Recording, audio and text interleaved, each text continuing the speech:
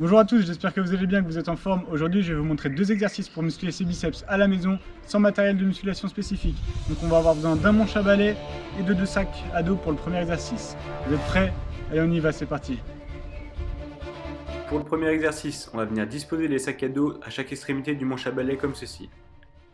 On saisit le manche avec une prise supination, donc les paumes de main orientées vers le haut et un écartement de main à peu près égal à la largeur des épaules.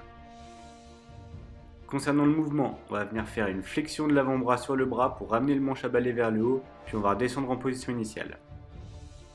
Durant le mouvement, il va falloir garder les coudes fixes, il doit être proche du corps et bouger le moins possible. On peut voir que c'est bien le biceps qui va être sollicité pour permettre de venir en position haute.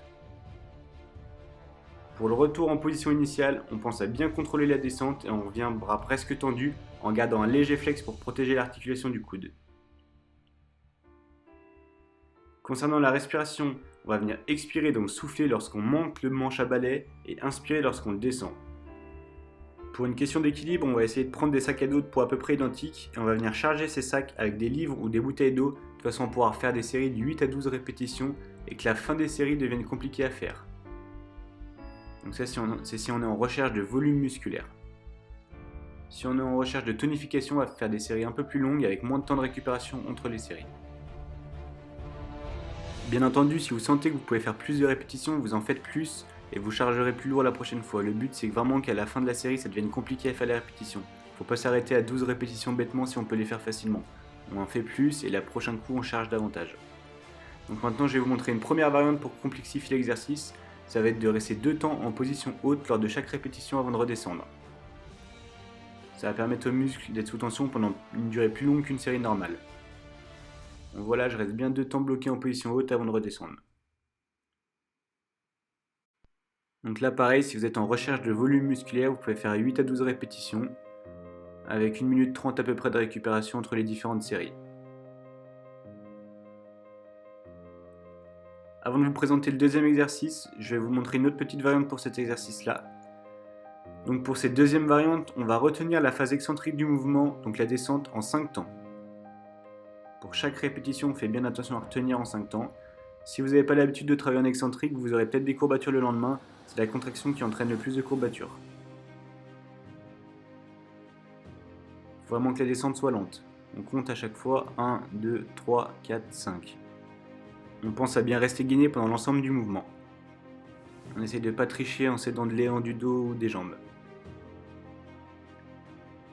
On va maintenant passer au deuxième exercice, donc ça va être venir faire des tractions horizontales. Si vous n'avez pas de barrière comme celle-ci, vous pouvez faire une installation maison où je vais vous montrer. Donc vous allez coincer un manche à balai sur 2 chaises ou sur 2 supports en hauteur comme ceci. L'objectif de l'exercice, ça va être de tirer sur les bras pour approcher le corps du support. Ce qui va être important, ça va être d'être en prise supination, donc les paumes de main orientées vers le haut ou vers soi, pour cibler plus facilement les biceps que les dorsaux.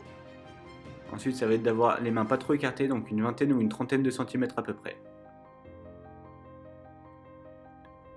On va expirer lorsqu'on va rapprocher le corps de la barrière, donc en montant, et on va inspirer lorsqu'on descend le corps.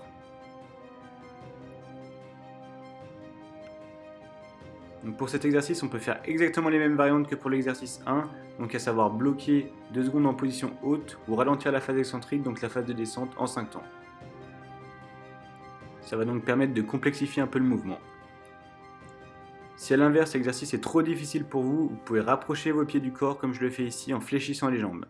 Donc je vais vous montrer ici, voilà, les jambes sont fléchies, les pieds sont plus proches du corps. C'est plus facile pour monter.